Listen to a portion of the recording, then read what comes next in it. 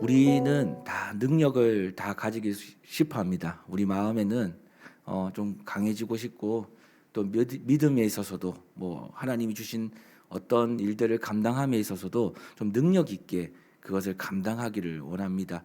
그래서 2등보다는 1등을 좋아하고요. 어떤 것들을 하더라도 잘했으면 좋겠다. 이런 마음들을 항상 마음에 가지고 있죠.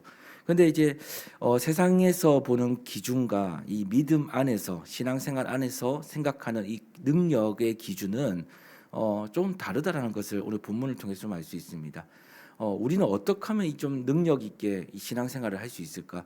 어떻게 하면 좀 강하고 담대하게 그리고 하나님의 뜻을 이루는 데 있어서 좀 흔들리지 않고 주의 길을 걸어갈 수 있을까?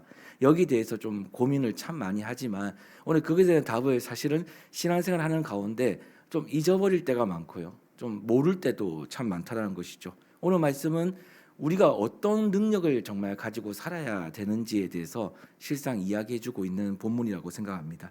여러분, 진짜 우리의 능력은 무엇일까요? 우리는 어떤 능력을 가지고 신앙생활을 해야 되고 어떤 능력이 있을 때 주님의 뜻을 이룰 수 있을까?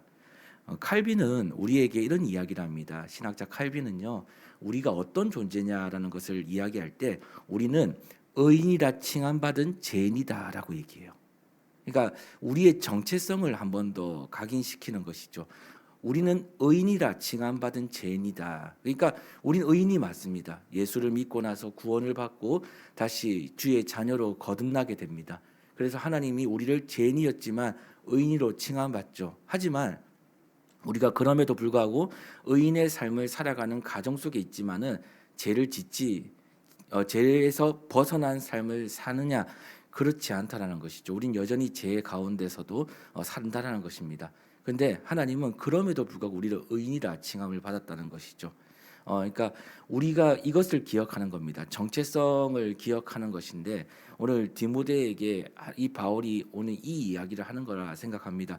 믿음의 선한 싸움을 싸우라. 이게 무엇이냐면 바울은 자신의 이야기를 꺼냅니다. 바로 자신은 이전에는 박해자고 자신은 이전에는 비방자고 자신은 이전에는 폭행자였으나 예수를 믿는 사람들을 핍박했죠.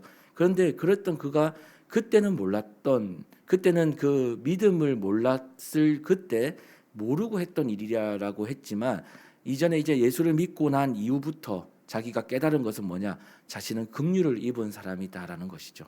그러니까 우리의 진짜 능력은 뭐냐면 내가 죄인이라는 사실을 깊이 아는 것입니다. 근데 여기서 끝나는 게 아니라 바로 깊이 알았던 이 죄인이라는 그 정체성 속에서 긍휼함을 입어 의인이 되었다는 사실을요. 그 은혜를 깊이 아는 겁니다. 그러니까 내가 죄인에서 의인으로 되었다는 사실, 이 긍휼을 입었다는 이 은혜를요. 깊이 또 많이 내 마음에 간직하고 있을 그때 무엇이 내게 주어지냐면 하나님의 능력이 주어진다는 것이죠. 반대로 우리가요. 이 죄인이었던 그 사실을 까먹었을 때 기억지 못할 때 우리에게 찾아오는 것이 하나 있는데 그게 뭐냐면 바로 교만입니다. 깨닫지 못하는 겁니다. 원래 내가 이렇게 사는 것, 이 은혜가 원래 나에게 있었던 것처럼 생각하는 그때 여러분 진짜 그때 어떤 일이 벌어지냐면 내 안에 능력이 사라집니다. 은혜를 잃어버릴 때 능력이 사라져요. 내가 누구였는지를 까먹을 때 내가 원래 누구였는지 그리고 내가 어떻게 이 자리에 있는지를 까먹을 때 내게요 무엇이 사라지면 능력이 사라집니다. 그래서 오늘 사도 바울은 늘 싸워야 될 것이 하나 있는데 그게 뭐냐면 이 믿음의 선한 싸움, 바로 선한 양심을 소유하고 살아가는 것을 기억하라는 것이죠. 제가 고등학교 때 학교에서 성경책을 읽었었던 적이 있습니다. 그냥 점심시간 때마다 성경을 읽었었습니다. 왜 그렇게 또 읽고 싶더라고요 그때는요. 그래서 근데 이제 성경을 학교에서 피는 순간 이제 예상하는 분위기가 있거든요. 애들이 모입니다. 이게 뭐냐고, 뭐 하는 거냐고 이렇게 얘기할 때가 있죠. 그러면서 질문이 하나 딱 옵니다. 하나님 살아 계시냐고 한번 보여달라고 이렇게 얘기합니다. 야 이게 하나님 눈에 보이지도 않는데 왜 이렇게 믿냐는 친구들의 어떤 핍박이 또 오죠. 근데 저도 모르게 그때 무슨 얘기를 했냐면 네 양심 있냐라고 얘기했습니다. 양심이 있답니다. 보여달라고 하더라고요. 제가 보여달라고 했거든요. 그냥 그러다 보면 잠시 어디 가긴 가더라고요. 그래서 근데 제가 그 말을 하고 나서 잠시 오늘 본문을 준비하면서 생각이 났던 게 뭐냐면 하나님 보이시지 않죠. 근데 우리가 어떻게 하면 이 은혜를, 이 거듭난 은혜, 이 선한 양심을 지켜갈 수 있을까? 선한 양심이란 것은 우리가 예수 그리스도로 말미암아 구원을 받았다는 것이고, 예수 그리스도로 말미암아 우리가 주의 자녀가 되었다는 것이고, 심지어 우리가 예수 그리스도로 말미암아 우리가 직분을 받았다는 것입니다. 오늘 이렇게 하나님 앞에 쓰임을 받았다는 것이죠. 그러니까 여러분, 은혜를 받은과 동시에 하나님 우리에게 주시는 것이 뭐냐면 직분입니다. 그리고 사명이죠. 하나님은 사도 바울을 거듭나게 하시고 자녀 삼으시고 그를 만나 주심으로 말미암아 은혜를 주시고 죄인에서 의인으로 바꿔 주셨을 때 그에게 그냥 그것을 끝난 게 아니라 그에게 사명을 주십니다. 이유가 있는 것이죠. 그래서 은혜도 사명에 따라 주시는 거라 생각합니다. 그 은혜의 분량은 그렇다는 것 같아요. 그래서 그 사명을 감당할 수 있는 은혜를 주시는 것이죠. 거듭남의 은혜, 자녀가 되는 은혜, 다시 의인으로 칭함받는 은혜, 이 은혜를 풍성하게 주시는 것입니다. 그래서 하나님 사명을 주시고 감당케 할 수 있는 능력을 주시는데, 말 그대로 선한 싸움은 뭐냐면 그 은혜를 잊어버리지 말라는 것이죠. 그 은혜를 잊어버리지 말라는 겁니다. 이것에서 탈선하지 말라는 것이죠. 탈선하지 말라. 하나님이 주신 그 사랑과 은혜를요, 끊임없이 내가 죄인 중에 괴수였다는 그 사실을 잃어버리지 말고, 내가 예수 그리스도가 아니었으면 오늘 이 삶을 살 수 있는 존재가 아니라는 사실을 잊어버리지 말고, 오늘 여기까지 주님의 은혜로 여기까지 왔음을 잊어버리지 말고, 끊임없이 내 마음에 그분의 은혜를, 그분의 긍휼을 입은 사람임을 기억하고 묵상하며 또 그분께 감사하라는 것입니다. 여러분, 믿음의 열매가 무엇인 줄 아십니까? 바로 감사입니다. 어떤 방법이든 어떤 상황이든 믿음을 하나님 선물로 주실 때 꼭 우리에게 나타나는 이 증상이 있다면 우리는 감사하는 것입니다. 근데 여전히 불평하고 있다면, 여전히 오늘의 이 삶에 만족하지 못하는 우리가, 저는 그런 우리를 볼 때가 있다면 우리는 한번 고민해 봐야 되는 겁니다. 과연 나는 내 안에 진짜 이 믿음의 선한 싸움을 하며 살아가는 것인가?